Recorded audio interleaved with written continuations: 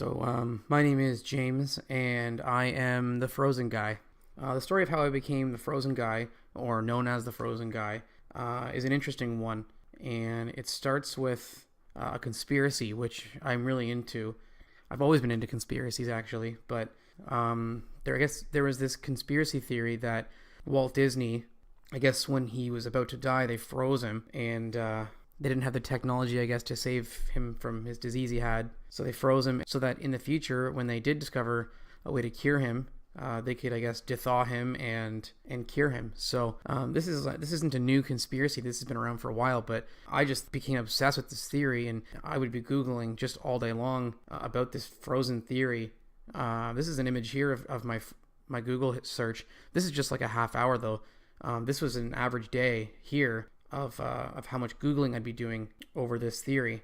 So I guess what happened was the people at Disney, like the executives, got together and said, this is getting out of hand. People are looking up this Disney Frozen thing. And in my opinion, this kind of proves that the theory is probably true, because why would they care? Like, why would they care if people look that up if it's not true? You know what I mean? There's all kinds of conspiracy theories in that. But for some reason, Disney had this plan to cover this up by making a movie called Frozen, so that when people Google or look up Walt Disney Frozen, it brings up this movie instead of this information about Walt Disney being frozen. You can do it right now. Go Google Disney and Frozen and look what comes up. It's all about this movie. So they make this movie, and it goes on to make well over $1 billion at the box office. And if you include all of the merchandise and stuff like that, this is a multi-billion-dollar franchise that it was created because of me. I essentially created a multi-billion-dollar franchise. And,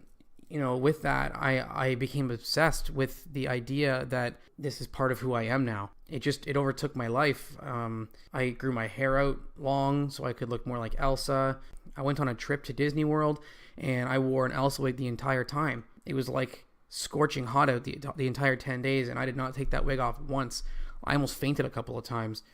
In this image here, I edited my Frozen family over my Flesh family just to keep their identity safe and all that, but it just became an obsession for me. I remember walking around the streets dressed like Elsa, and I remember people saying, "I guarantee you that guy doesn't have a job." And I remember just being so flattered by that. Like, people think that I'm so successful that I don't even have to work at a regular job anymore. So the fame of it kind of got to my head a little bit. But I mean, not everybody was that accepting of things. I remember some people calling me names and stuff like that, but I didn't care. I knew who I was. I remember one conversation with my dad, and he said to me, "James, you're 32 years old. This is insane. You need to stop this. You need to let it go." And I remember I looked at my dad, and I winked at him, and I said, "Let it go, Dad? Okay. Thanks for the support." And I hugged him. And he said, "Take off the goddamn dress, you fuck." Some days are harder than others. Some days I'd lay in bed at night and wonder, what am I doing with myself? Is this normal? Is this healthy? And then I'd wake up in the morning and I'd feel refreshed, and I'd go look in the mirror in the bathroom, and I would just say to my reflection, "Do you want to build a snowman?" And the answer was always yes. And I would.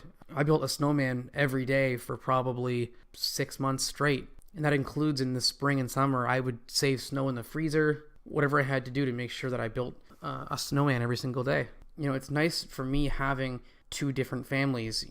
Sometimes, I have my Frozen family when my Flesh family is not understanding and not accepting of what I'm doing in my lifestyle. I can fall back on my Frozen family, and they understand me. They understand what I'm trying to do here. And then other times when, I need my rent paid or I want to order pizza, then I have my Flesh family there.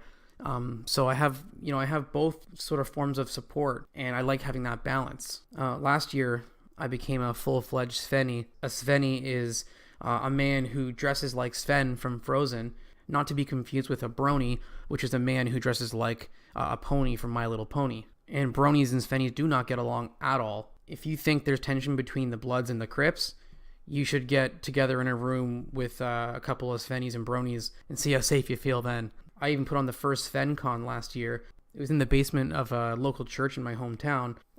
It was the first one, so usually these things pick up with time. So more recently, I came to the conclusion that, if I want to keep a Flesh family, I'm going to have to put this Frozen thing aside. And it's been really hard for me to detach, especially because they just recently launched the trailer for Frozen 2. And, you know, for me, it's like it all just comes rushing back to me, you know? It's like, imagine if you were a recovering meth addict and somebody just threw you into a pile of meth. Like, how do you fight that? Like, we're probably going to have another $1 billion movie coming out here. And I'm the one who basically had this created, you know? So I don't know. It's hard for me to ignore, but I don't know. I just feel like Frozen has become this huge thing that, you know, has helped so many people, and, you know, has helped me be more confident. And I just think Frozen will outlive us all. I do. I really do.